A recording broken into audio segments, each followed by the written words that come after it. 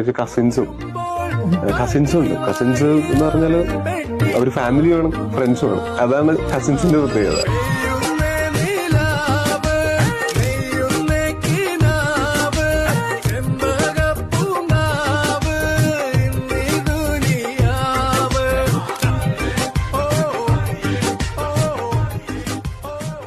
ഒരു കുടുംബത്തിൽ ഒന്നും ഇങ്ങനെയാവാം.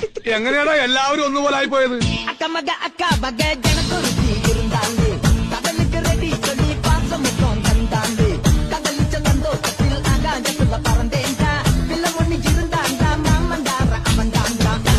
DJ,